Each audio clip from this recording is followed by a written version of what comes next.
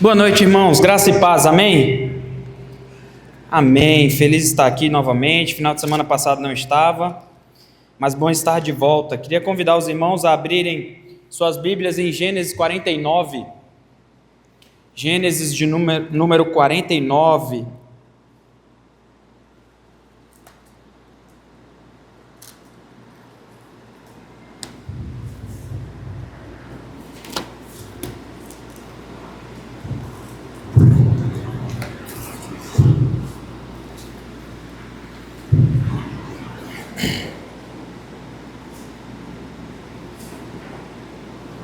Amém? Não sei se o Vitor vai colocar ali também, mas vamos ler agora o versículo 8, depois nós passamos a ler todos os versículos, do capítulo 49 todo hoje. Diz assim a palavra do Senhor, Gênesis 49, verso 8: Judá, teus irmãos te louvarão, a tua mão estará sobre a cerviz de teus inimigos, os filhos de teu pai se inclinarão a ti. Judá é leãozinho, da presa subsiste, filho meu. Encurva-se e deita-se, como leão e como leoa. Quem o despertará? O cetro não se arredará de Judá, nem o bastão de entre seus pés, até que venha Siló, e a ele obedecerão os povos. Ele amarrará o jumentinho à vide, e o filho da sua jumenta, a videira mais excelente. Levará as suas vestes no vinho e a sua capa em sangue de uvas. Os seus olhos serão cintilantes de vinho e os dentes branco de leite. Vamos orar ao Senhor?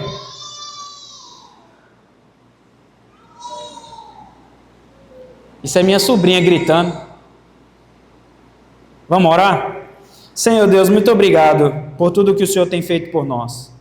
Muito obrigado porque até aqui nós louvamos ao Senhor, nós oramos a Ti, nós ofertamos ao Senhor, e agora nós temos o prazer de aprender um pouco mais da Tua palavra e aquilo que o Senhor quer para nós. Aquela palavra que vem ao nosso confronto, ao mesmo tempo em que ela vem para animar o nosso coração, nos tempos em que nós vivemos e nos momentos difíceis em que passamos. Que o Senhor nos conforte e fale aos nossos corações essa noite, em nome de Jesus. Amém.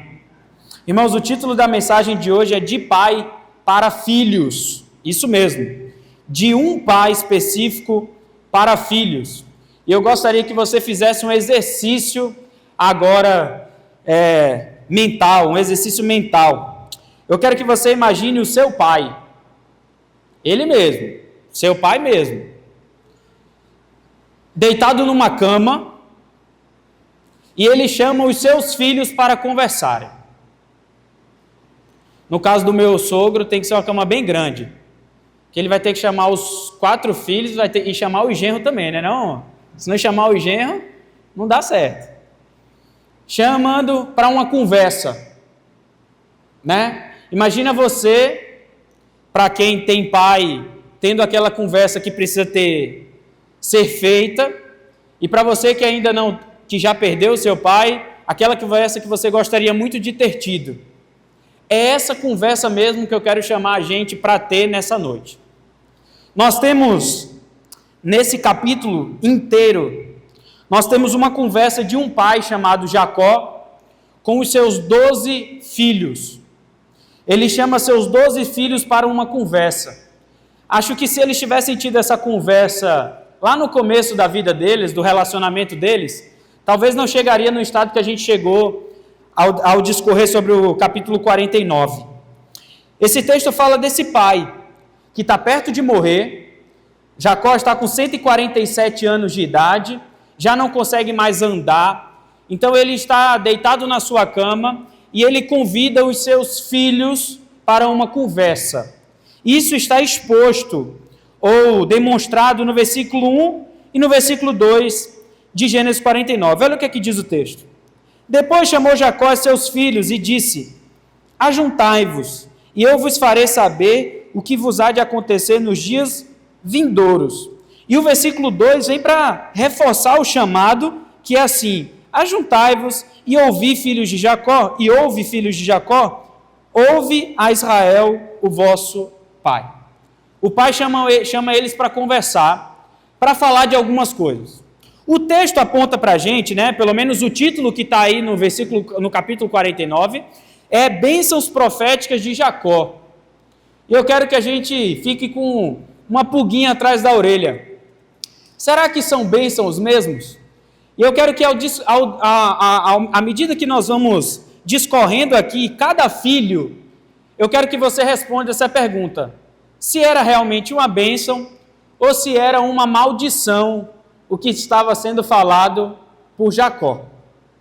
Jacó chama eles e fala bem assim: eu vou falar para vocês o que irá acontecer.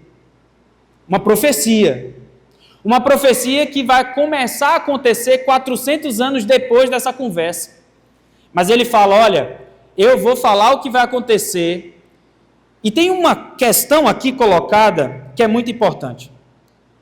Muito daquilo que Jacó vai falar para daqui 400 anos, diz muito sobre quem são esses filhos. As características dos filhos apontam muito para o que acontecerá daqui 400 anos. Os comportamentos desses filhos agora será totalmente consequência daquilo que eles viveram e vão viver daqui 400 anos. O texto continua agora expondo cada um dos seus filhos a última conversa de um pai para os seus filhos. Vamos lá?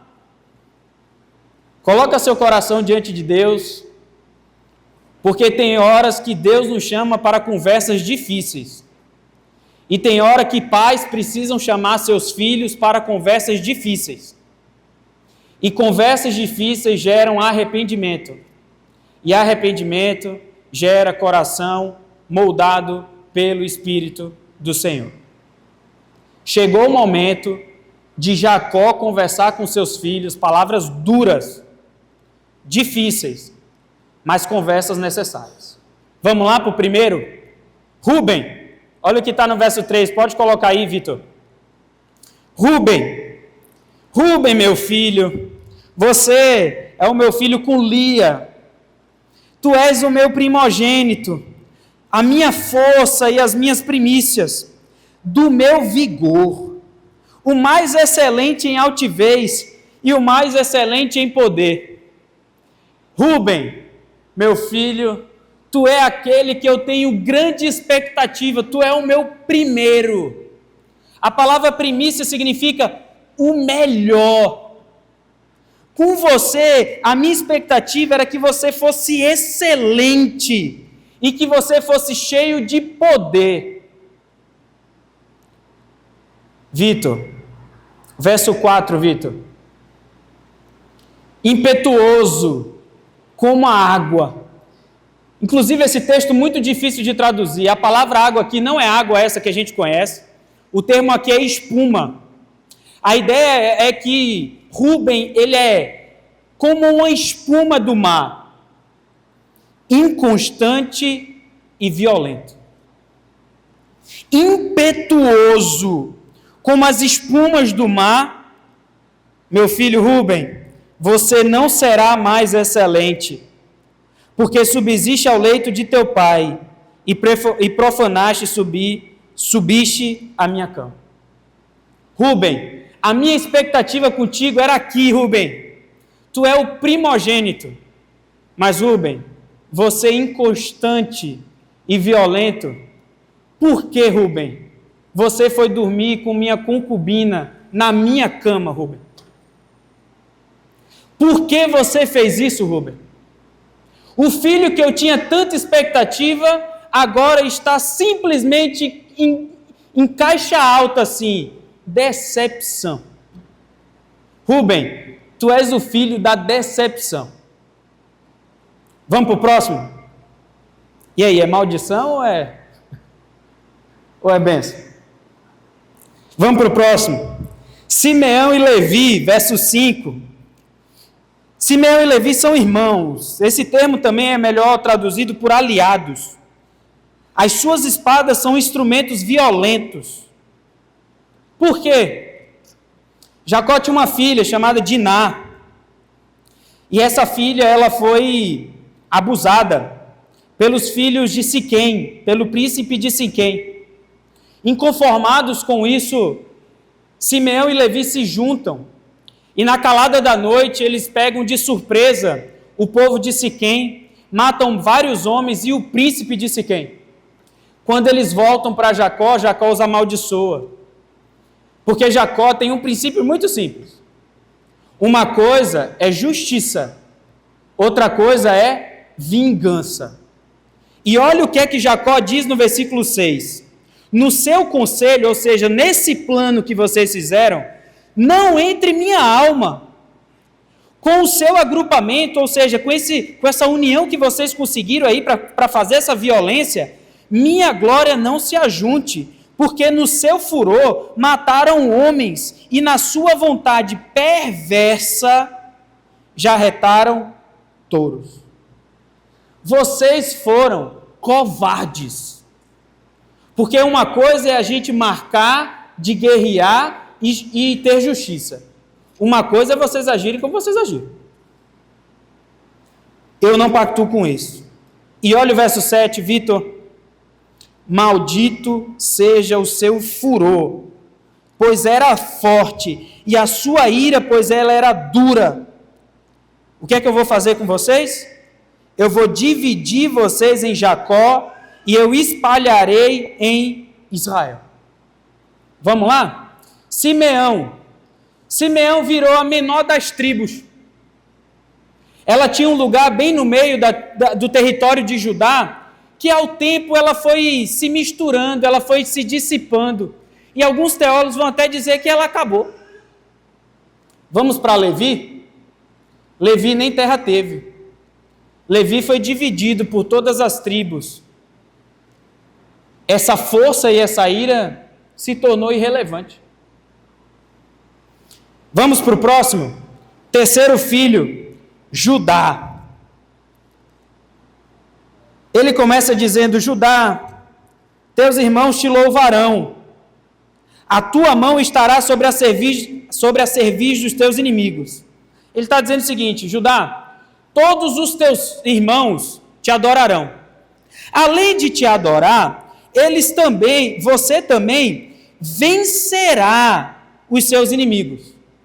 Apontando para uma linhagem de Judá. Vocês lembram de quem que era o grande guerreiro que venceu várias das batalhas? Davi.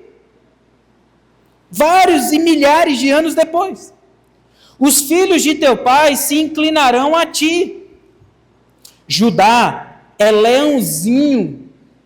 Leãozinho aqui significa um filhote de leão. Sabe por que Judá é um leãozinho? Porque o leão adulto, forte, que vencerá, o vitorioso sobre o poder do pecado, é Cristo. Portanto, Judá, você é um leãozinho. Empresa subsiste, filho meu. Encurva-se e deita-se como leão. E como leoa, quem o despertará? Quem é que mexe com o leão da tribo de Judá? Ninguém mexe com o leão da tribo de Judá. Ninguém mexe com o Senhor Todo-Poderoso. O cetro, versículo 10, não se arredará de Judá. O cetro é um símbolo, como se fosse, não sei dizer direito como que seria um cetro, mas algo redondo em que ele segura e aquilo demonstra que ele tem poder, o símbolo de poder, governança e de força. Então ele diz que o cetro, ele não sairá de Judá. A realeza não sairá de Judá, nem o bastão entre seus pés.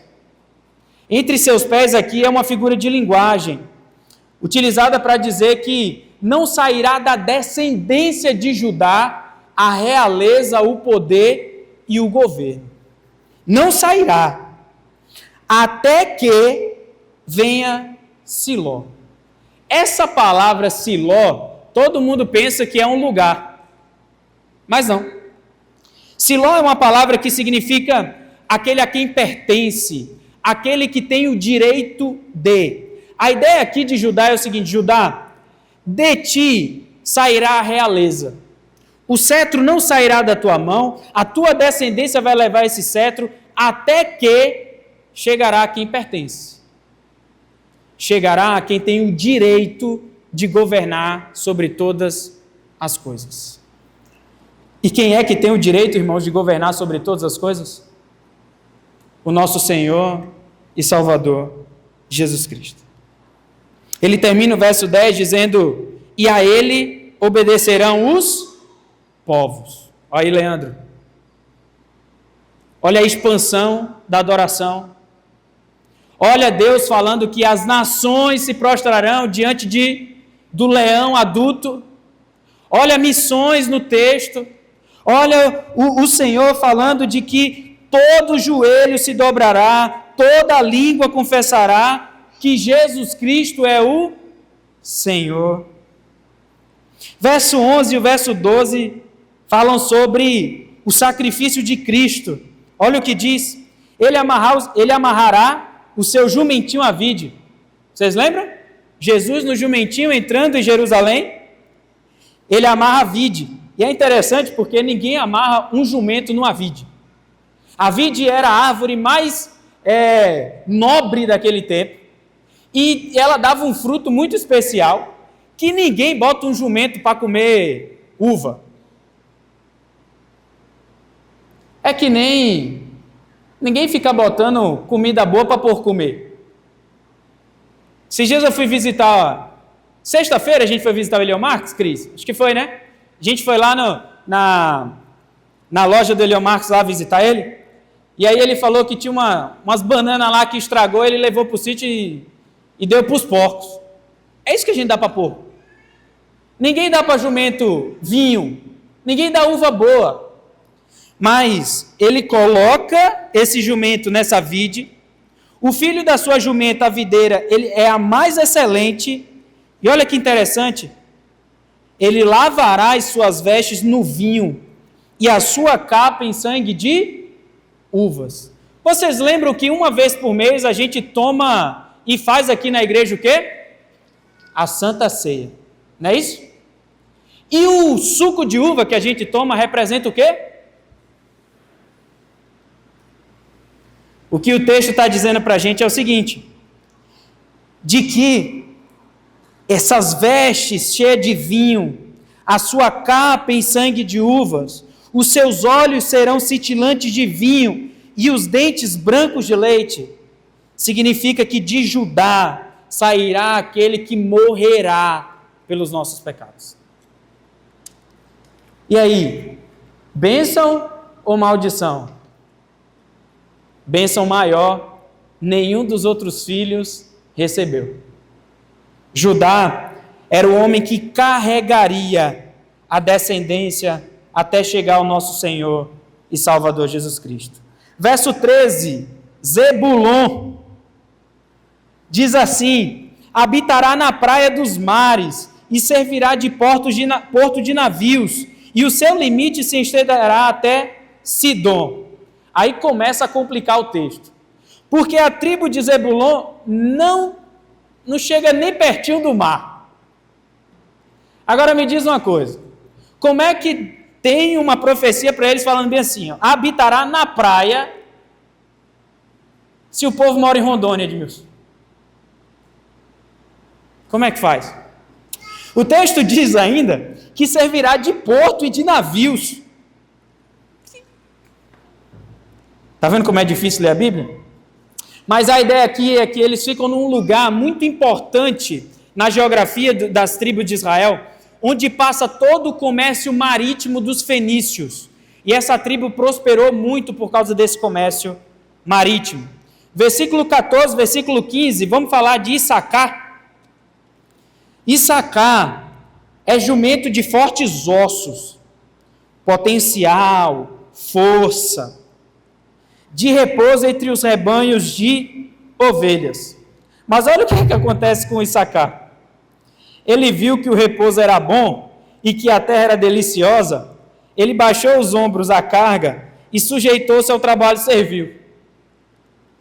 Era uma tribo com grande potencial, Issacar.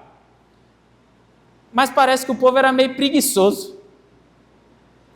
Percebeu que dava para viver uma vida boa no meio ali dos jumentos, no meio ali dos rebanhos, das ovelhas, e eles descansaram ali.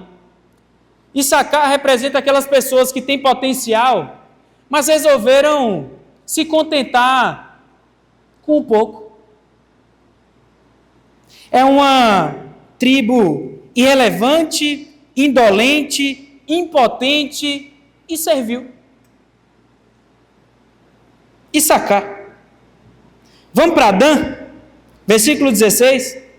Dan julgará o seu povo como uma das tribos de Israel. Dan será a serpente junto ao caminho, uma víbora junto à vereda que morde os talões do cavalo e faz cair o seu cavaleiro por detrás.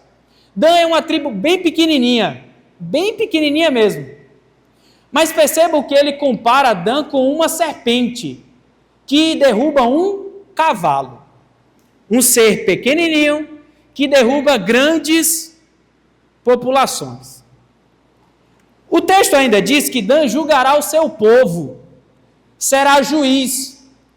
Existe um livro na Bíblia que se chama o quê? Juízes. E de onde vinham esses juízes? De Dan. Não é legal? Sabe quem foi um juiz que mais representou Dan? Um ser chamado Sansão. A ideia das víboras aqui é que uma única víbora derruba um cavalo. Um único juiz chamado Sansão derrubou um povo inteiro chamado filisteus. Olha as profecias. Só que, irmãos, nós estamos falando de um homem de fé, crente, que na sua velhice, bem pertinho de morrer, ele tem uma conversa com seus filhos. E nós já vimos até agora 7 filhos. E quando ele se depara com a realidade da vida dos seus filhos, olha o que é que ele precisa dizer no versículo 18. Coloca lá, Vitor. Senhor, eu preciso da tua salvação. Porque olha o que vai acontecer com os meus filhos. Eu quero chamar a atenção, você pai agora. Imagina você tendo uma conversa dessa com seu filho. Chegando para o seu filho falando assim, filho, você para mim é uma decepção, meu querido. Filho, eu não tratei do teu coração irado quando você era novo. E aí você virou impetuoso como as espumas do mar. E a tua violência vai fazer você sofrer. E daqui 400 anos, esse seu jeito de ser vai continuar reverberando. Filho, você é um jumento forte, mas você resolveu escolher a mediocridade. Depois de se deparar com essa situação, Jacó ora ao Senhor pedindo socorro. A tua salvação, Senhor, eu espero. Porque quando eu me deparo com a realidade dos meus filhos, eu só vejo sofrimento, dor e guerra. Verso 19, vamos para Jade. Para Jade não, né? Para Gade. Gade diz assim, uma guerrilha o acometerá. Cadê? Uma guerrilha o acometerá, mas ele a acometerá por sua retaguarda. Gade ficava no lugar mais ao oriente das tribos de Israel. Foi a tribo que mais lutou contra os povos vizinhos. E o texto diz que eles vão guerrear mesmo. Uma guerrilha o acometerá, mas vocês sairão vitoriosos no final. Vamos para o verso 20. Assé diz assim, Assé, o seu pão será abundante e ele motivará delícias reais. Assé ficou na terra mais abençoada, fértil e produzia grandes iguarias para a tribo de Judá. Davi comeu muito dos frutos de Asser. Verso 21, Naphtali. Naphtali é uma gazela solta. Ele profere palavras formosas. E aí, meus irmãos, essa foi a mais difícil de todas. Essa foi a mais difícil de todas para descobrir o que é que isso significa. O texto diz que ele descreve isso como uma gazela solta, produtor de palavras belas. Agora, minha pergunta é, o que é que tem a ver uma gazela com palavras belas? Faço a menor ideia. No final das contas, tem uma outra tradução na nova linguagem de hoje que diz o seguinte, que essa palavra, palavras formosas, pode ser traduzida como lindos filhotes. E aí tem um outro autor que vai falar o seguinte, de que ela era uma gazela solta e ela profere palavras formosas porque tinha lindas mulheres. Não sei também. Mas o que eu sei é que Naphtali ficava ao norte. E por ser a mais distante de Jerusalém, ela era livre. Ela era aquela tribo que mais se comunicava com os outros povos. Eles eram alegres, eles eram leves, eles eram livres. Como uma gazela solta. E aquilo os faziam formosos. Vamos para José? Verso 22 diz de José o seguinte: José, meu filho, lembrando, José, filho de Raquel, a mulher preferida, e José, o filho preferido. Ele diz o seguinte: José é um ramo frutífero. É interessante, né? Porque como é que uma mulher infértil gera um filho frutífero? Ele faz esse jogo de palavra, porque olha a segunda frase, ramo frutífero junto à fonte, junto à mãe dele, Raquel. E ele diz mais, ele é tão frutífero, Leandro, olha missões de novo, os seus galhos se estendem sobre o muro. Ele foi aquele que fez com que o povo de Israel chegasse ao Egito. E através, como a gente viu, da fome, pessoas de várias nações vieram a Egito e conheceram um homem temente a Deus, que era José. Olha como se expande além dos muros o evangelho do Senhor. Esse é José.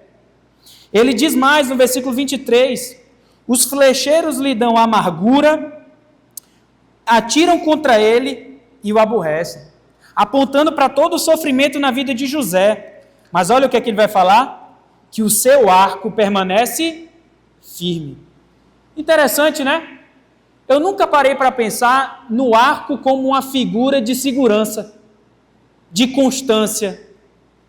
Normalmente quando alguém que brinca de arco e flecha, arco parece um negócio tão sem firmeza, não é? Mas espera aí que o texto não acabou. O que é que torna José firme? Olha o versículo 24. Os seus braços são feitos ativos. E agora Jacó usa 5 nomes de Deus para falar que essa firmeza vem do Senhor. Primeira palavra, vem pelas mãos do poderoso de Jacó, vem pelo pastor, vem pela pedra de Israel. Verso 25, vem pelo Deus de teu pai, o qual te ajudará. E ele vem pelo Todo-Poderoso, o qual te abençoará. A firmeza da vida de José, de não ter desistido e de ser um arco firme, é porque ele estava sendo abençoado por um Deus que é poderoso, pastor, pedra de Israel, pai e todo-poderoso. Esse texto aponta para um Deus que cuida das nossas vidas do começo ao final. Assim como cuidou de José em todos os seus sofrimentos. E o último, Benjamim, que fala assim, Benjamim é lobo que despedaça pela manhã, devora a presa. e à tarde reparte o despojo. Benjamim é aquela tribo em que saem os guerreiros de Israel. Inclusive, o mais famoso dos seus guerreiros, quem lembra? Saul, o rei, forte e poderoso. Pronto. Será que era bênção ou maldição para os seus filhos? O texto termina dizendo que, verso 28, que as 12 tribos de Israel, isto é, as que lhes falou seu pai quando os abençoou, a cada um deles, abençoou segundo a bênção que lhe cabia. Então, qual foi a medida que Jacó usou? Meu querido, você fez isso com minha concubina? É isso que vai acontecer com você. Rubem, você fez isso? É isso que vai acontecer com você.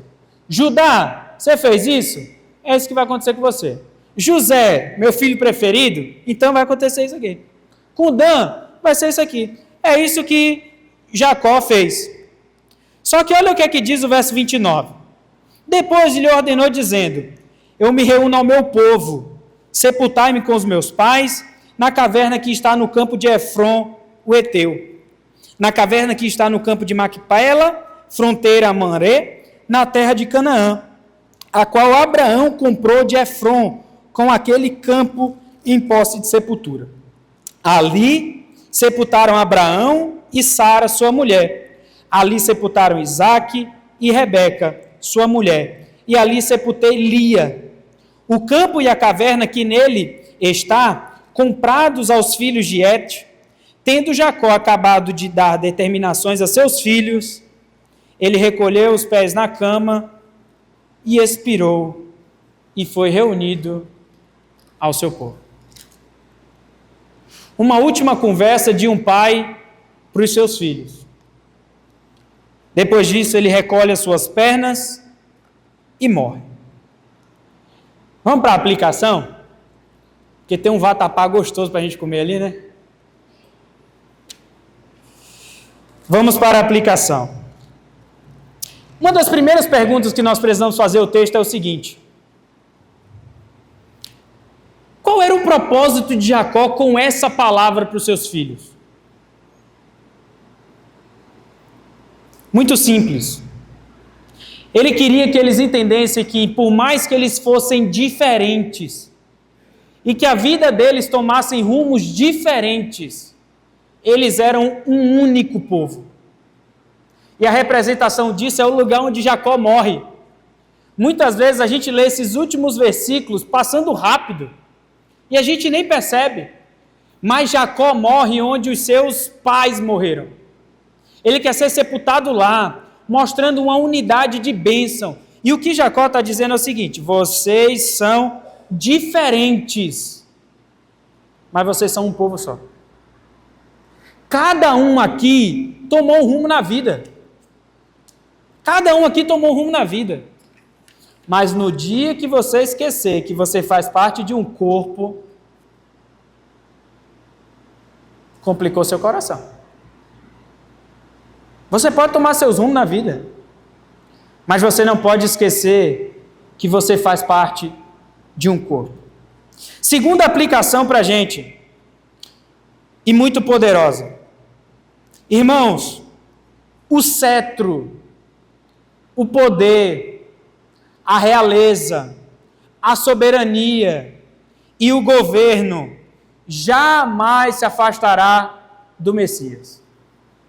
E talvez hoje você esteja pensando bem assim: estou passando por uma situação que eu não sei o que fazer, nem o que vai acontecer. Irmãos, o cetro continua em Judá. O cetro continua em Judá. Em nenhum momento Deus, através do seu Filho, Cristo Jesus, perdeu o rumo da história. Em nenhum momento. E se Ele não perde o rumo da história, quanto mais da humanidade. Viu, dona Noemi? Dona Noemi deu um susto na gente aí umas 3 semanas atrás. Deus continuou cuidando e governando sobre a vida dela. É assim. A gente precisa aprender a descansar nesse Deus que continua tendo poder, realeza e governo sobre todas as coisas. Terceira aplicação. Irmãos, o pecado sempre tem consequências. Viu? O pecado sempre tem consequências. Às vezes, verdades precisam ser ditas entre uma conversa de um pai para com um filho. Porque muitas vezes o pai vai ter que chegar para o filho, antes de dizer que ama, ele vai ter que dizer que seu filho é pecador. E eu não sou pai, né? Eu não sou pai. Mas se Deus quiser, eu vou passar o Edmilson. Quero empatar com meu sogro.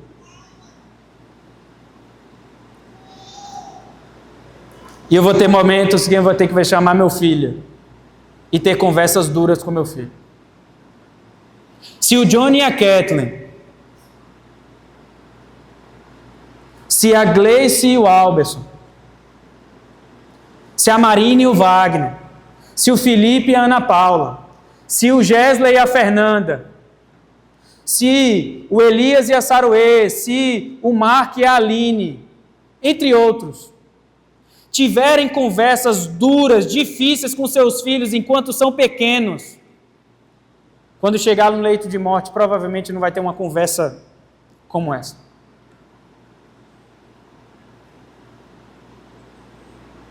Irmãos, tem momentos na vida que a gente vai ter que ter conversas duras com os nossos filhos.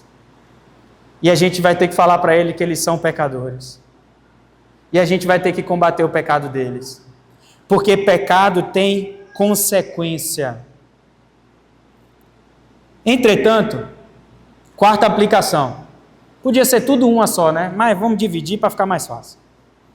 Entretanto, a nossa história não acaba com o pecado, não é mesmo? Quando a gente lê a Bíblia, a história acaba como? A história acaba numa festa de casamento. Viu, Deus? Acaba numa festa de casamento. Com um noivo, com uma noiva. Uma noiva que se prostituiu. Uma noiva que trocou seu noivo.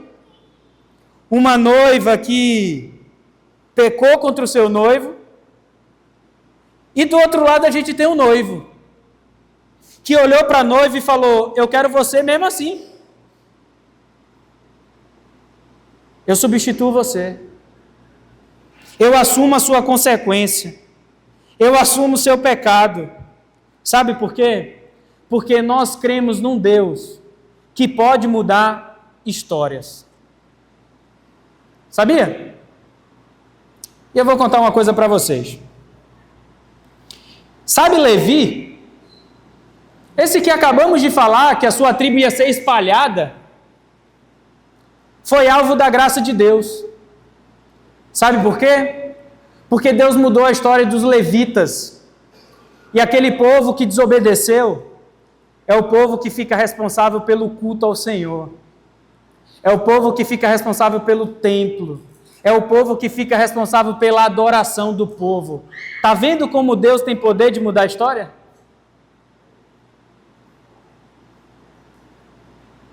Por último, lembra lá no começo que eu falei para vocês imaginarem uma conversa, uma última conversa com o seu pai? Ele no leito de uma cama, com 147 anos de idade, e vocês vão ter uma última conversa. E eu quero chamar você para esse lugar agora. Só que em vez de ser seu pai na cama, eu queria que você chamasse Deus para uma conversa.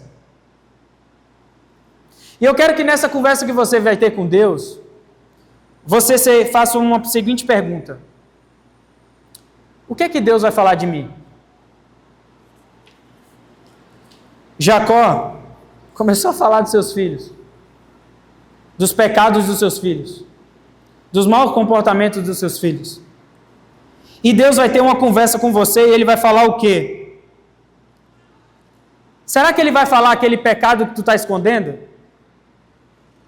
Será que Ele vai olhar para ti e vai falar bem assim: eu sei que como pai você falhou. Eu sei que como mãe você falhou. Eu sei. Será que Deus, nessa última conversa contigo, Ele vai olhar e vai falar bem assim: você não se comportou, você não me adorou, você foi como uma prostituta. Será que é isso que Ele vai falar para a gente?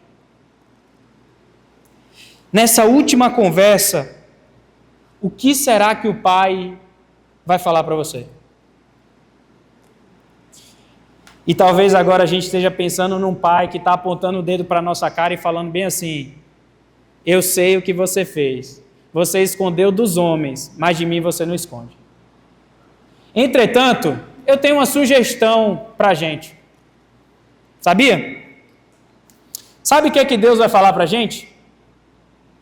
Meu filho, você não é o pecado que você comete. Porque se no dia que você for o pecado que você comete, você vai passar o resto da sua vida vivendo em culpa, medo e vergonha. Todos os dias você vai acordar com culpa, ou com medo, ou com vergonha. Só que o pai olha para a gente e fala assim: filho, você não é o seu pecado. Você é o meu filho amado. Ele vai olhar para a gente e vai dizer bem assim: antes vocês eram inimigos, mas agora vocês são os meus amigos. Porque nenhuma condenação há naqueles que estão em Cristo Jesus.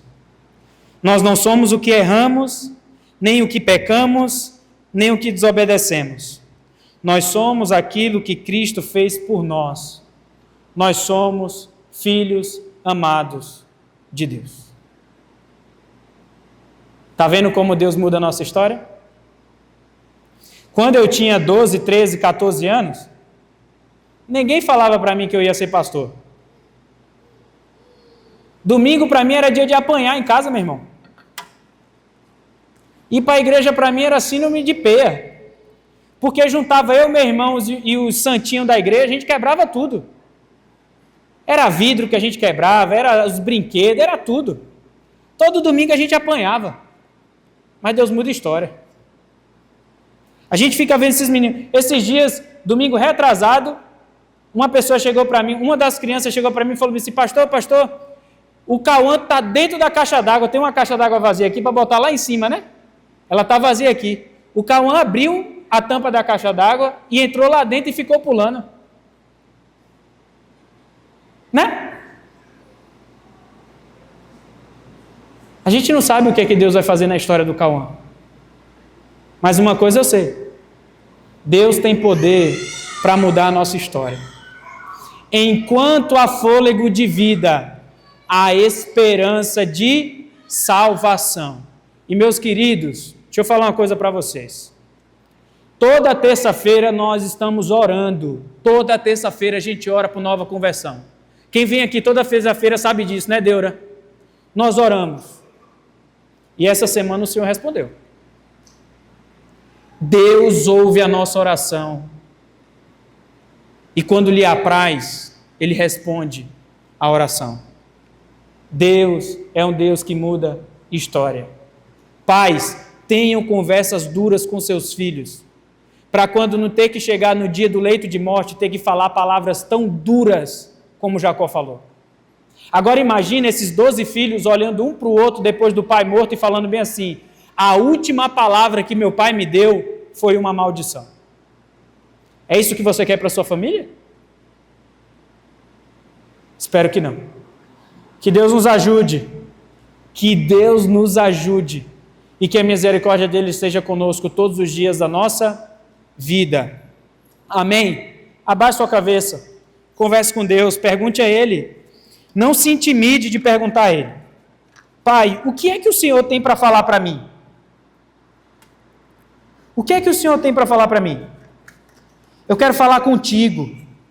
Eu quero uma palavra do Senhor para o que eu estou vivendo. Fala. Mas lembra, por mais que você tenha pecado contra o Senhor pode mudar a sua história. E em Cristo nós temos a redenção dos nossos pecados. Pai, nós colocamos nossas vidas diante de Ti, sabendo que somos falhos, somos desobedientes, somos idólatras. Nós trocamos o Senhor dia após dia.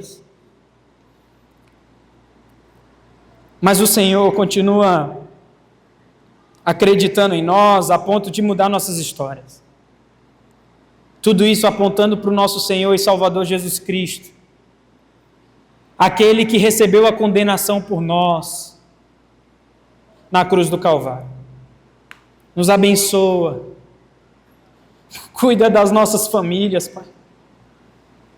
Nós sabemos o quão difícil é criar nossos filhos, o quão difícil é criar e colocar as nossas crianças no caminho do Senhor, mas que os pais dessa igreja tenham coragem de ter conversas duras com seus filhos agora, para que lá na frente nós possamos colher famílias abençoadas.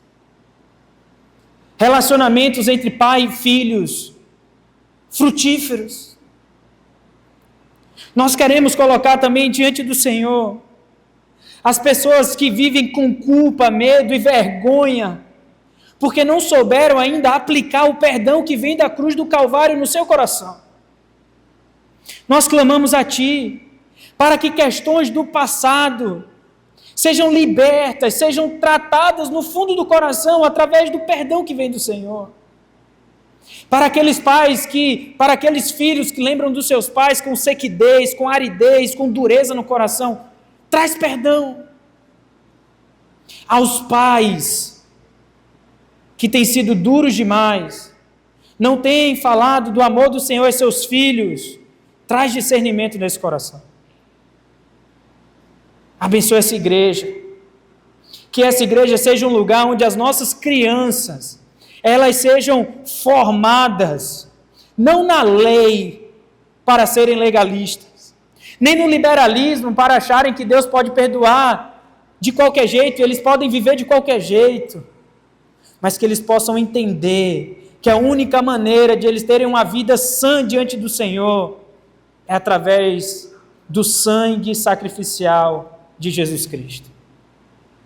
Nos ajuda, nos abençoa, chama o teu povo para uma conversa e fala para esse teu povo que vive com culpa, medo e vergonha, que eles são filhos amados do Senhor e que o Senhor tem poder de mudar a história deles.